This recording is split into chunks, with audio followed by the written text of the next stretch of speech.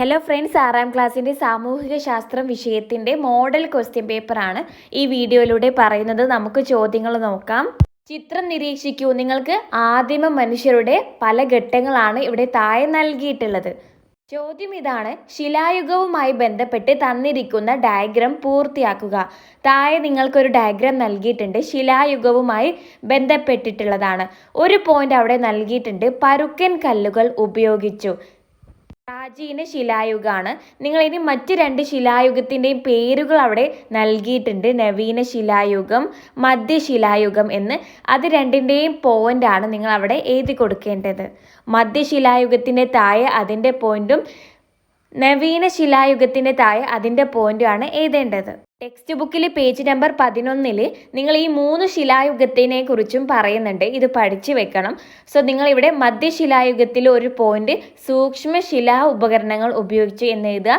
നവീന ശിലായുഗത്തിലെ ഒരു പോയിന്റ് കൂടുതൽ പരിഷ്കരിക്കപ്പെട്ടതും മിനുസമുള്ളതുമായ കല്ലുപകരണങ്ങൾ ഉപയോഗിച്ചു.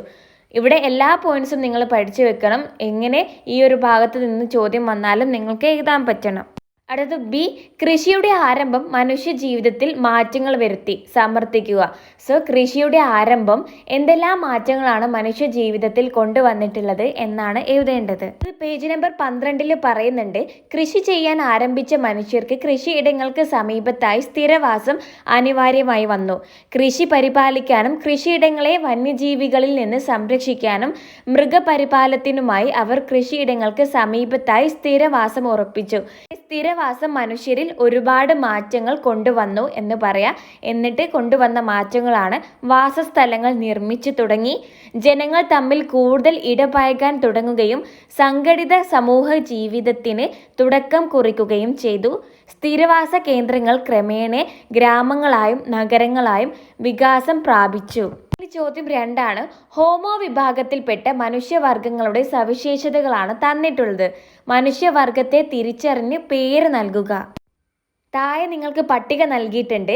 ഇത് ഏത് പോയിന്റാണ് മനുഷ്യവർഗത്തെ സൂചിപ്പിക്കുന്നത് എന്നാണ് എഴുതേണ്ടത്.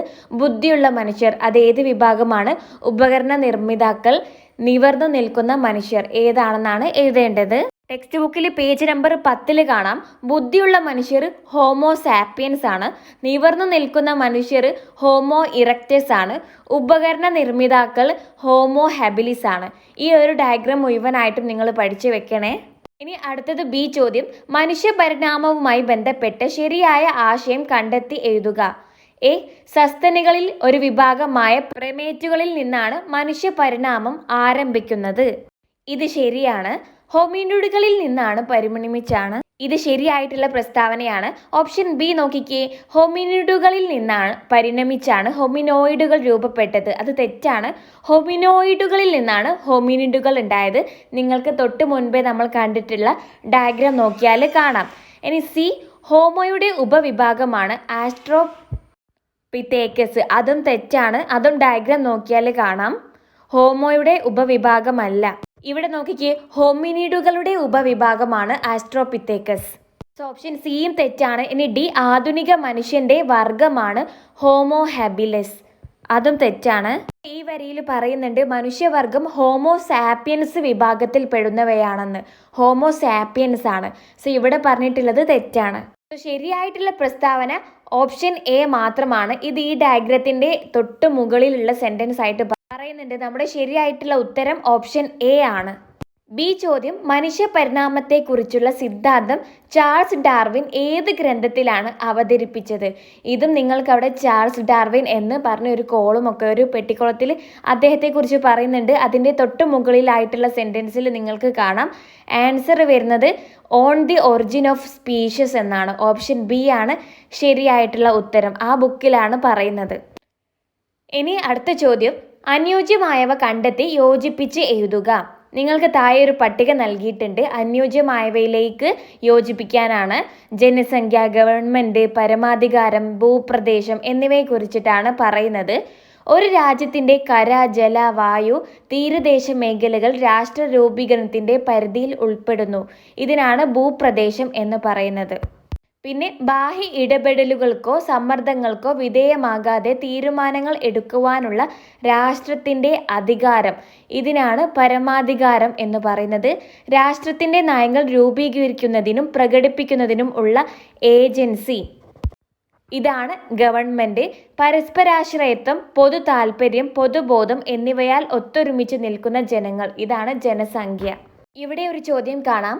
ഗവൺമെൻറ്റിൻ്റെ ഏതെങ്കിലും ഒരു ഘടകത്തെക്കുറിച്ച് കുറിപ്പ് എഴുതുക. ടെക്സ്റ്റ് ബുക്കിൽ പേജ് നമ്പർ 46 ഗവൺമെൻറ്റിൻ്റെ ഘടകങ്ങൾ എന്ന് നിങ്ങൾക്ക് നൽകിയിട്ടുണ്ട്. ഇതിൽ ഏതെങ്കിലും ഒന്നിനെക്കുറിച്ച് എഴുതാനാണ് ഇവിടെ ഈ ഒരു പേപ്പറിൽ പറഞ്ഞിട്ടുള്ളത്. ഇത് 3 എണ്ണവും നിങ്ങൾ മനസ്സിലാക്കി പഠിച്ചു വെക്കുക. അടുത്തത് 5ലെ ചോദ്യമാണ്. ചിത്രം നിരീക്ഷിച്ച് ആശയപടം പൂർത്തിയാക്കുക. ഇവിടെ നിങ്ങൾക്ക് ഉത്തര ധ്രുവം 90 ഡിഗ്രി വടക്ക് എന്ന് നൽകിയിട്ടുണ്ട്. ഉത്തരായണ രേഖ 23.5 ഡിഗ്രി വടക്ക്. നിങ്ങൾ ദക്ഷിണായന രേഖ, അന്റാർട്ടിക് വൃത്തം, ആർട്ടിക് വൃത്തം, ഭൂമധ്യരേഖ, ഇതൊക്കെയാണ് നിങ്ങൾ എഴുതി കൊടുക്കേണ്ടത്. ഇതിൻ്റെയൊക്കെ ഡിഗ്രിയാണ് എഴുതേണ്ടത്. ടെക്സ്റ്റ് ബുക്കിൽ പേജ് നമ്പർ 51 നിങ്ങൾക്ക് ഈ ഒരു ചിത്രം കാണാം. നിങ്ങൾക്ക് ഈ ഓരോ വരയുടെ പേരും നിങ്ങൾ ആർട്ടിക് വൃത്തം എവിടെയാണ്, ഉത്തരായണ രേഖ എവിടെയാണെന്നൊക്കെ നിങ്ങൾ പഠിച്ചു വെക്കണം. അവയുടെ ഡിഗ്രിയും നിങ്ങൾ പഠിച്ചു വെക്കുക. ഇവിടെ ഡിഗ്രി എഴുതാനാണ് പറഞ്ഞിട്ടുള്ളത്. ആർട്ടിക് വൃത്തം 66.5 ഡിഗ്രിയാണ്. ഉത്തരായണ രേഖ 23.5 വടക്കാണ്. ഭൂമധ്യരേഖ 0 ഡിഗ്രിയാണ്, 0 ഡിഗ്രിയാണ്. ദക്ഷിണായന രേഖ 23.5 തെക്കാണ്. അന്റാർട്ടിക് വൃത്തം 66.5 തെക്കാണ്. ഓക്കെ.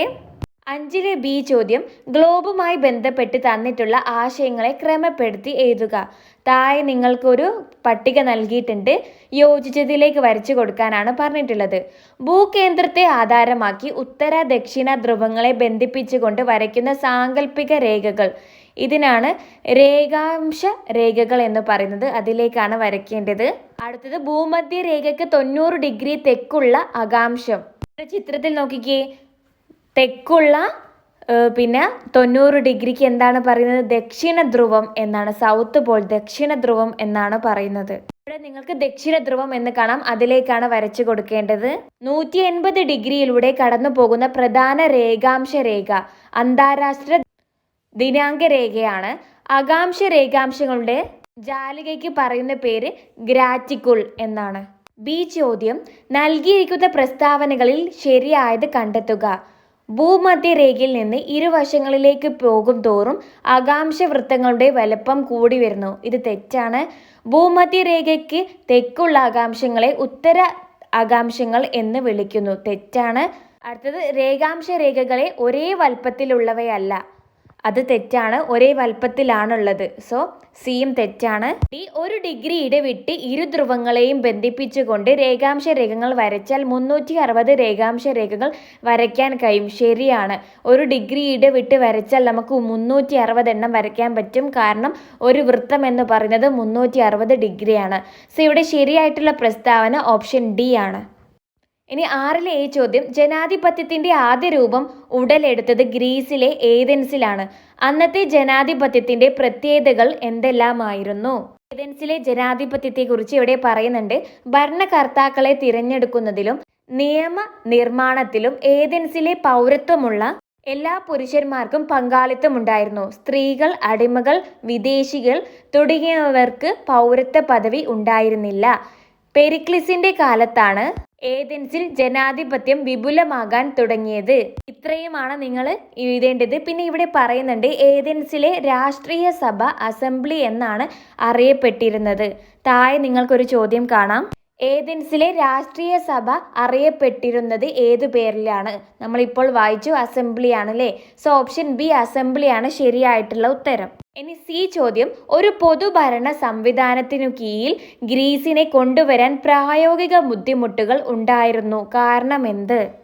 ഉത്തരം കടലുകളോ ഉയർന്ന പർവ്വതങ്ങളോ പുരാതന ഗ്രീസിലെ ഈ നഗരരാഷ്ട്രങ്ങളെ തമ്മിൽ വേർതിരിച്ചിരുന്നു.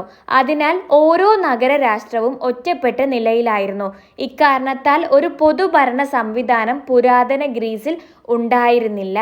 ഇതാണ് ഉത്തരമായിട്ട് എഴുതേണ്ടത്. ഇനി 6ലെ ബി ചോദ്യമാണ്. അഗസ്റ്റിന്റെ ഭരണകാലത്ത് റോമൻ റിപ്പബ്ലിക് പൂർണ്ണമായും റോമ സാമ്രാജ്യമായി മാറിയത്. ചോദ്യം. റോമൻ സാമ്രാജ്യത്തിന്റെ സവിശേഷതകൾ എന്തെല്ലാമായിരുന്നു? ഇവിടെ പറയുന്നുണ്ട് റോമൻ സാമ്രാജ്യത്തിന്റെ സവിശേഷതകൾ എന്ന്. യൂറോപ്പ്, വടക്കൻ ആഫ്രിക്ക, പടിഞ്ഞാറൻ ഏഷ്യ എന്നിവിടങ്ങളിൽ വ്യാപിച്ചിരുന്ന വിശാലമായ സാമ്രാജ്യമായിരുന്നു. റോമൻ ചക്രവർത്തിമാർ പ്രിൻസപ്പ് പ്രഥമ പൗരൻ എന്നറിയപ്പെട്ടു. പ്രിൻസപ്പ് തലവനായ റോമൻ ഭരണ സംവിധാനം പ്രിൻസിപ്പേറ്റ് എന്നറിയപ്പെട്ടു. അഗസ്റ്റസ് ആണ് പ്രിൻസിപ്പേറ്റ് ഭരണ സംവിധാനം സ്ഥാപിച്ചത്. വേതനം കൈപ്പറ്റി സേവനം ചെയ്ത ശക്തമായ സൈന്യം ഉണ്ടായിരുന്നു. ഇത്രയുമാണ് റോമൻ സാമ്രാജ്യത്തിൻ്റെ സവിശേഷതകളിൽ ഉൾപ്പെടുന്നത്. സോ നിങ്ങൾക്ക് ഈ ഒരു ക്വസ്റ്റ്യൻ പേപ്പറിൽ ഇത്രയും ചോദ്യങ്ങളാണ് വന്നിട്ടുള്ളത്. നിങ്ങൾക്ക് ഈ ഒരു വീഡിയോ ഉപകാരമായ ലൈക്ക് ചെയ്യാൻ മറക്കരുത്. നിങ്ങളുടെ അഭിപ്രായം കൂടി കമൻ്റായിട്ട് അറിയിക്കുക. നമ്മുടെ ചാനൽ ഇതുവരെയും സബ്സ്ക്രൈബ് ആക്കിയിട്ടില്ലെങ്കിൽ ഇപ്പോൾ തന്നെ സബ്സ്ക്രൈബ് ആക്കി സപ്പോർട്ടാക്കുക. So that's all. Thank U.